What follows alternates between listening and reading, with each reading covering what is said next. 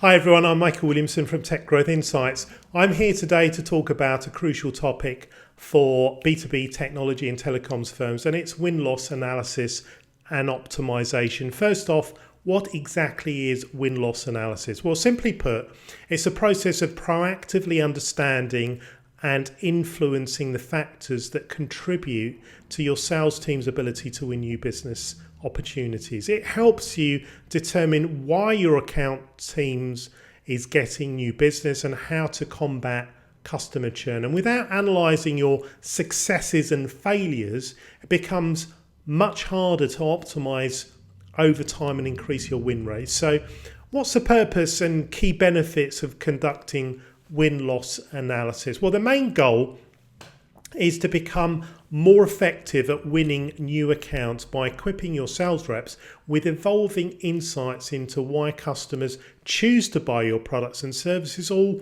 why they decided not to. It helps you develop a playbook of standardized approaches that have proven successful while also providing recommendations for improvement based on lessons learned. And win-loss analysis gives you valuable information on how your brand, products and services are perceived in the market compared to competitors. It enables your sales team to be more efficient and get a higher ROI on their time and efforts. And you can uncover issues like overly aggressive sales tactics, misaligned between your perceived versus your actual value proposition, unmet customer needs, and the failure to live up to marketing promises. But you'll also discover what you're doing right, your actions that resonate positively and improve buyer relationships. So let me emphasize the importance of gathering ongoing feedback throughout the sales cycle and not just doing it at the end, post-mortem.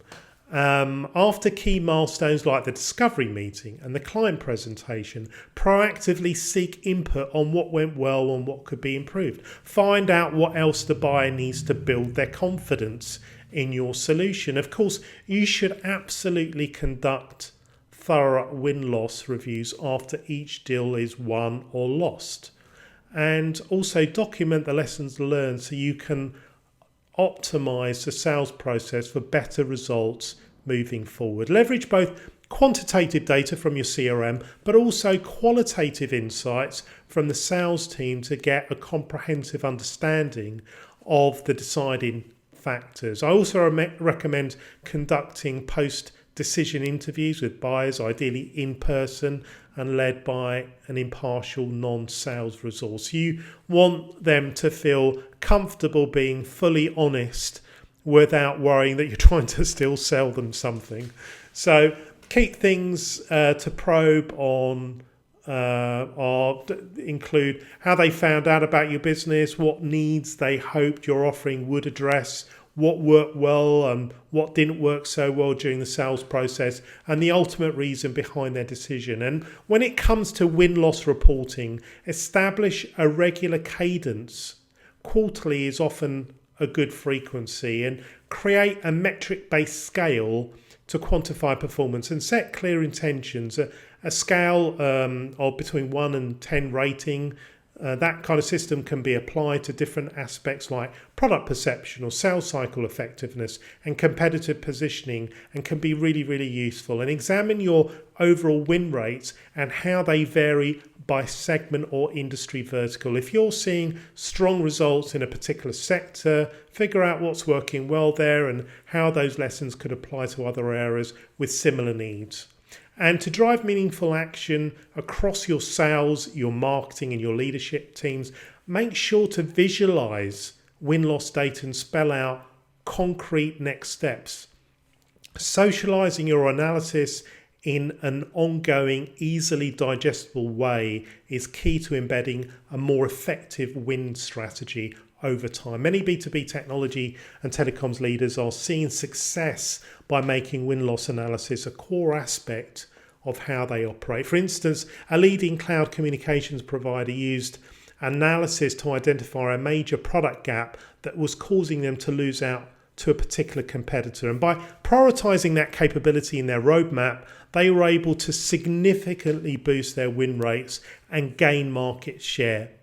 Another company in the cybersecurity space leveraged buyer interviews to sharpen their messaging and hone in on the most resonant value propositions, leading to a 15% increase in average deal size. So if you take one thing away from this video, it's regularly analysing your wins and losses.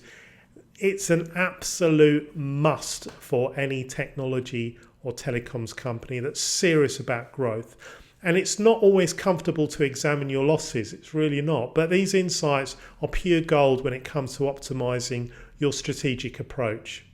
So I really hope that this overview has been helpful in understanding the why and how of win-loss analysis. Don't forget to like this video if you found it useful. Subscribe to the Tech Growth Insights channel and hit the notification bell for more technology and telecoms growth content. And thanks so much for watching. I'll see you in the next one.